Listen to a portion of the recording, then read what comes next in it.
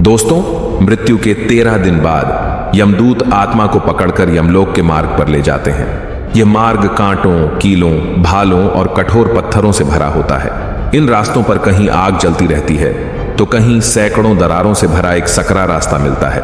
कहीं भयंकर बिजली गिरती है तो कहीं पिघलते हुए गर्म लोहे पर चलकर जाना पड़ता है। पापी दुराचारी आत्माओं को इन रास्तों पर बहुत कष्ट भोगना पड़ता है। पूरे रास्ते भर पापी आत्मा दर्द से चिल्लाती रहती है, लेकिन यमदूत बिल्कुल भी दया नहीं करते, बल्कि वे उस आत्मा को और भी बेरहमी से खींचने लगते हैं। जब कोई पापी मनुष्य यमलोक के मार्ग पर जाता है तो अत्यधिक गर्मी से उसका शरीर जल जाता है। तकलीफ और भूख से वह इतना कमजोर हो जाता है कि उसका चलना भी मुश्किल होता है। पापी आत्मा को उसके कर्मों के अनुसार विभिन्न प्रकार के जानवर काट लेते हैं। चील, कौवा, गिद्ध आदि खतरनाक पक्षी उसके अंगों को काट काट कर खाने लगते हैं, जिससे पापी आत्मा व्याकुल हो जाती है। गरुड़ पुराण में भगवान विष्णु ने पक्षीराज गरुड़ को बताया है कि यमलोक और मृत्यु लोक के बीच की दूरी 86,000 योजन है। जीवात्मा प्रतिदिन अधिक से अधिक 247 योजन का मार्ग तय करती है।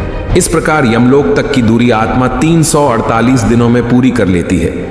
इस यात्रा के दौरान जीवात्मा सौम्यपुर, सौरीपुर, नागेंद्र भवन, गंधर्वपुर, शैलागम, क्रौंचपुर, क्रूरपुर, विचित्र भवन, बहवापदपुर, दुखदपुर, नानक्रंदपुर, सुतप्त भवन, रौद्रपुर, पयोवर्षण, शीताध्याय और बहुभीतिपुर से होकर गुजरती है। यम मार्ग में मिलने वाले ये 16 नगर बेहद खतरनाक और कष्टदायक हैं। इनमें सबसे पहला नगर है सौम्यपुर। इस रमणीक नगर में प्रेतों के महान गण रहते हैं। यहाँ पुष्प भद्रा नाम की नदी बहती है।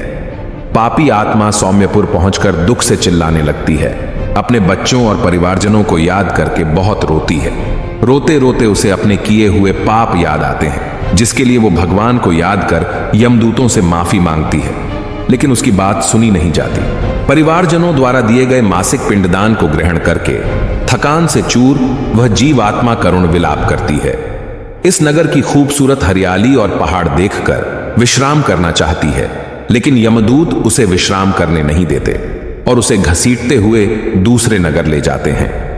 यम मार्ग में स्थित दूसरे नगर का नाम सौरीपुर है। सौरीपुर के रास्ते में चलते समय यमदूत उसे मुद्गलों और भालों से पीटते हैं, जिससे उसे बहुत दुख होता है। वह चिल्लाने लगता है और अपने पापों को याद करके रोता है। इस नगर में काल रूपधारी महाभयंकर जगन नाम का राजा राज करता है, जो अपनी इच्छा अनुसार स्थिर और गतिशील रहता है।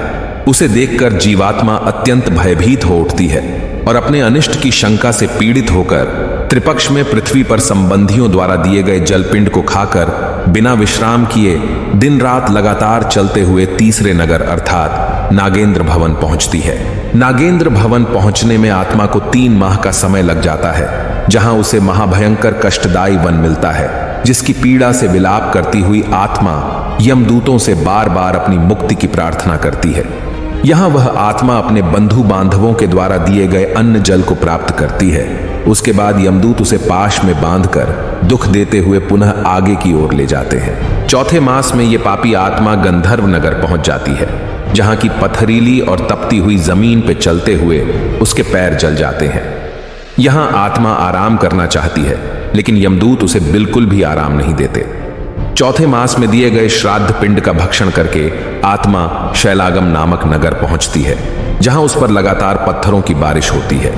पत्थर लगने से उसका पूरा शरीर चोटिल हो जाता है। कष्ट में जमीन पर गिरी हुई आत्मा यमदूतों से बार बार प्रार्थना करती है।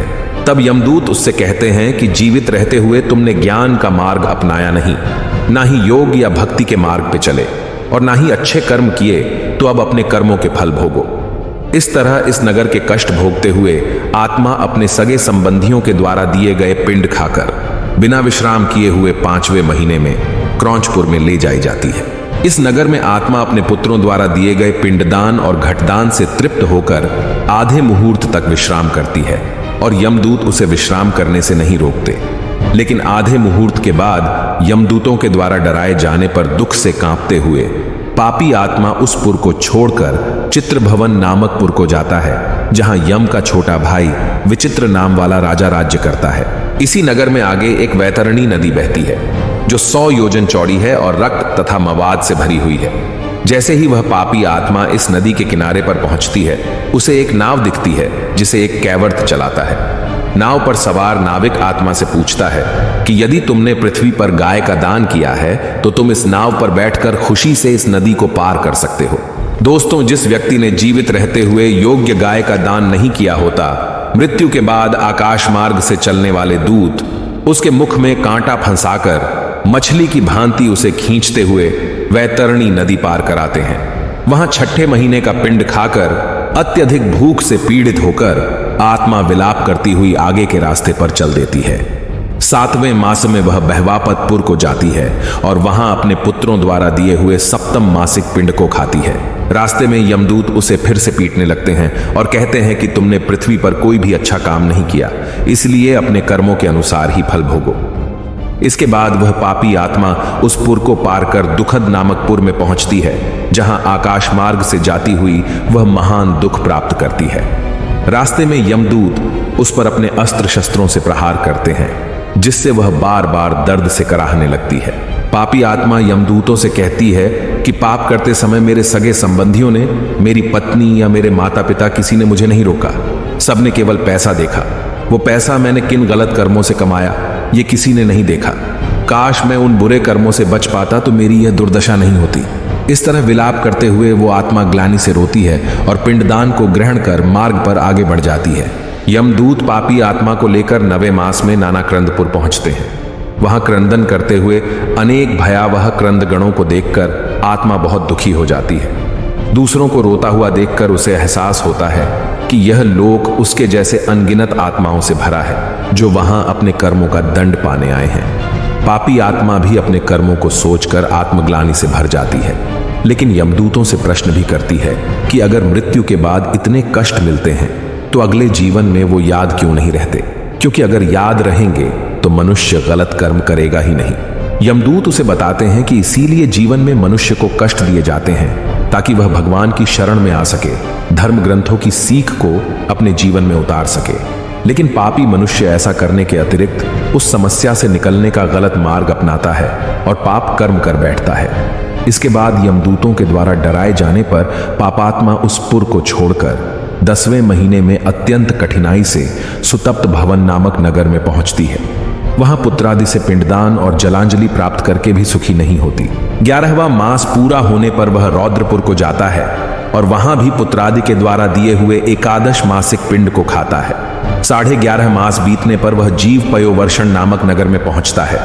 यह नगर जीवों को डराने वाले बादलों से भरा हुआ है। वहां प्रेतों को दुख देने वाले बादल घनघोर वर्षा करते हैं, डराने वाली भयंकर बिजली गिराते हैं। डरी हुई आत्मा को यमदूत और भी डराते और मारते हैं। पापात्मा दुखी होकर स्वजनों द्वारा दिए गए मासिक पिंड खाती है, लेकिन उसकी भूख नहीं मिटती। भूख से पीड़ित आत्मा चिल्लाकर जोर जोर से विलाप करती है, लेकिन यमदूत उसकी एक नहीं सुनते हैं और उसे घसीटते हुए मार्ग पर आगे ले जाते हैं। इसके बाद वर्ष पूरा होने पर वह जीव शीताढ़ नामक नगर को पहुंचता है। इस नगर में हिम से भी 100 गुनी अधिक ठंड पड़ती है, जिससे उसके हाथ पैर ठंड से जकड़ जाते हैं। उससे चला नहीं जाता, वह बार बार गिर पड़ता है। ठंड से दुखी तथा भूख से पीड़ित वह जीव इस आशा से 10 दिशाओं में देखता है कि शायद कहीं कोई उसके नाते रिश्तेदार हों जो उसके दुख को दूर कर सकें। तब यम के दूत कहते हैं, तुम्हारा ऐसा पुण्य कहाँ है कि तुम्हें इस ठंड से मुक्ति मिले। फिर वार्षिक पिंड को खाकर वह जीव धैर्य धारण करता है। उसके बाद वर्ष के अंत में यमपुरी के निकट पहुंचने पर वह प्रेत बहुभीतिपुर में जाकर हाथ भर माप के अपने शरीर को छोड़ देता है। इस प्रकार एक हाथ का जो शरीर उसे मृत्यु के बाद 13 दिन के पिंडों से मिला था, जिस पर उसने इतने कष्ट सहे थे, बहुभीतिपुर में उसका अंत हो जाता है। इस बात को बताते हुए भगवान विष्णु गरुण से कहते हैं, हे पक्षीराज, इसके बाद फिर से अपने कर्मों का भोग करने के लिए उसे अंगुष्ठ मात्र अर्थात अंगूठे के आकार का वायु स्वरूप यातना देह प्राप्त होता है, जिसे यमदूत कठोर बंधनों से बांधकर कष्ट देते हुए अपने साथ यमलोक ले जाते हैं। यमलोक में प्रवेश करने के लिए चारों दिशाओं में 4 द्वार हैं। पापी आत्माओं को दक्षिणी द्वार से अंदर ले जाकर चित्रगुप्त और यमराज के समक्ष प्रस्तुत किया जाता है, जहां उनके कर्मों का हिसाब होता है और उन्हें अलग अलग नरकों में कष्ट पाने के लिए भेज दिया जाता है।